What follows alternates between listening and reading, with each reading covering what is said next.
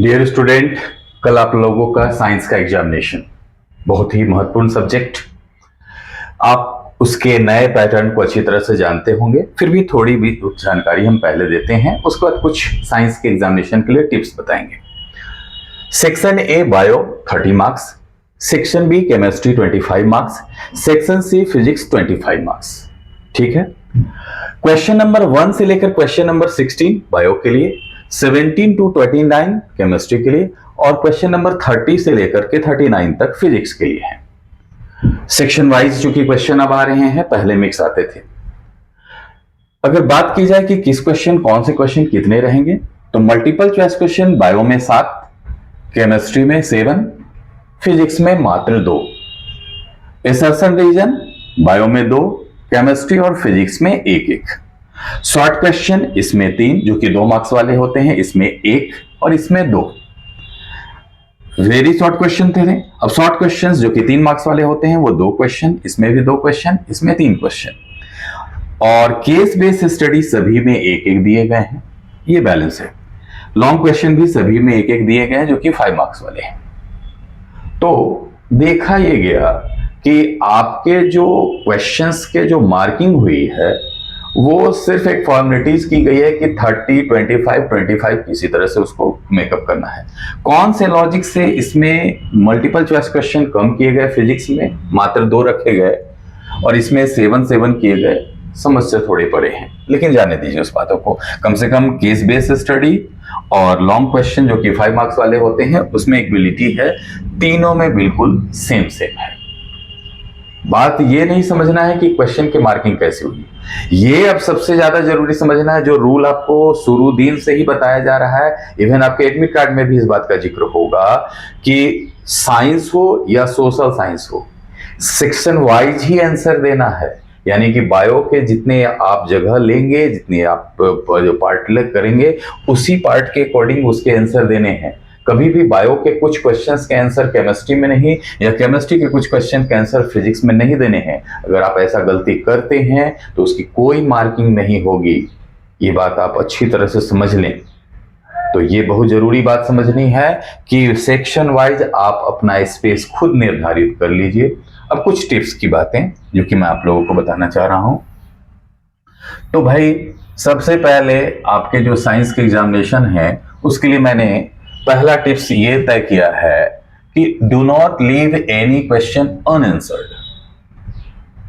किसी भी क्वेश्चन को आप छोड़ के मत आइए, सारे क्वेश्चंस पर अटेम्प्ट लें। किसी क्वेश्चन के आंसर नहीं जानते हैं, उस जगह के लिए उस क्वेश्चन के अकॉर्डिंग आप थोड़ा सा स्पेस छोड़ दीजिए, ब्लैंक्स छोड़ दीजिए, लेकिन स्पेस रख लीजिए पहले से कॉपी में, क्योंकि आप बाद में अगर आपको उसके आंसर आएंगे भी ना तो आप किसी दूसरे सेक्शन में उसके आंसर लिख भी नहीं पाएंगे।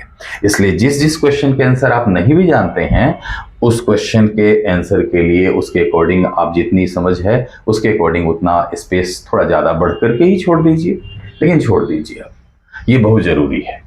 तो इसका विशेष ख्याल रखिएगा कि किसी क्वेश्चन के आंसर हम नहीं जान रहे हैं तो उसको न लिखें, ऐसा नहीं करना है। उसके लिए स्पेस आप छोड़ लीजिए। लास्ट में उसके बारे में हम बताएंगे कि कैसे उसको भरना है। अब बात आती है सेकेंड टिप्स। ईच सेक्शन पे आप 40 मिनट्स का समय दीजिए। इस तरह से तीनों सेक्शन में आपका समय चला जाएगा 120 मिनट्स, यानी कि 2 घंटे आपके बीत जाएंगे। 40 मिनट का समय देना है। आप कहेंगे कि बायोलॉजी तो 30 मार्क्स का है, इसमें तो ज्यादा समय लगेगा। नहीं, आप 40-40 का रेशियो एक बांट चलिए, 2 घंटे समय आप दीजिए उसमें।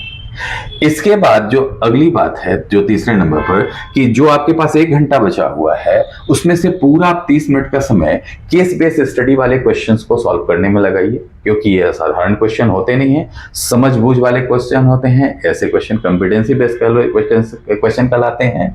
इसको बढ़िया से थोड़ी पढ़ना पड़ता है, समझना पड़ता है, तब इसके क्वेश्चन के आंसर दिए जा सकते हैं। इसलिए इसमें आप 30 मिनट लगाएं तीनों सेक्शन के केस बेस्ड स्टडी वाले क्वेश्चन को सॉल्व करने में। लास्ट के जो 30 मिनट बचे उसमें जो जो क्वेश्चंस को आपने ब्लैंक्स छोड़ रखा है, उसके लिए स्पेस छोड़ रखे हैं, उस क्वेश्चंस के आंसर जो भी थोड़े बहुत जानते हैं, 1 लाइन 2 लाइन पूरा नहीं जानते हैं, लेकिन उसे जरूर वहां पे नोटिस कीजिए, लिखिए इससे क्या होगा कि ये पॉलिसी काम आएगी, something is better than nothing. कुछ नहीं लिखेंगे तो मार्क्स नहीं आएगी। थोड़ा बहुत भी जानते हैं उसके बारे में, 2-4 लाइन भी जानते हैं, जरूर लिखें, स्टेप मार्किंग होती है, फायदा ही होगा। तो कभी भी किसी क्वेश्चन के आंसर को थोड़ा बहुत भी जानते हैं तो लिख करके आइए। नहीं लिखेगा मार्क्स नहीं मिलेगी, थोड़ा लिखेगा स्टेप मार्किंग की वजह से कुछ ना कुछ तो मार्क्स मिल जाएगा। जैसा कि फिजिक्स में जानते हैं कि न्यूमेरिकल क्वेश्चन एक फिक्स होती है, तो हो सकता है लाइट से वो आए, मिरर या लेंस वाले न्यूमेरिकल क्वेश्चन। इसके लिए साइन कन्वेंशन आप बढ़िया तरह से देख करके जाइएगा। और इलेक्ट्रिसिटी की बात अगर की जाए, अगर इससे आते हैं तो डायग्राम बेस वाले क्वेश्चन आएंगे, तो डायग्राम बेस वाले क्वेश्चन को थोड़ा सा आज रिवाइज कर लीजिएगा। लास्ट बात, do not surrender for term 2 options. ये बिल्कुल नहीं सोचिएगा कि मेरे पास एक ऑप्शन है ना टर्म 2, हम अगर मेरा साइंस इस बार बेटर नहीं जा सकता है दुर्भाग्यवश, तो मैं टर्म 2 में इसके लिए फिर से जो है एलिजिबल हूं। ये सोच करके आप एग्जामिनेशन सेंटर में तो ना बैठे ना एग्जामिनेशन दे कोई भी सब्जेक्ट के लिए। आप टर्म 1 को ही जो है ना कि मेन पेपर, और उसके लिए पूरा अपना एफर्ट एनर्जी लगा दीजिए कि जो करना है मुझे इसी में करना है।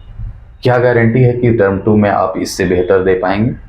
तो टर्म 1 वाले जो है ना कि को ही इंपॉर्टेंट मान करके, को ही गंभीरता से लेते हुए आप उसको बहुत सावधानी से सारे क्वेश्चंस के आंसर दीजिए।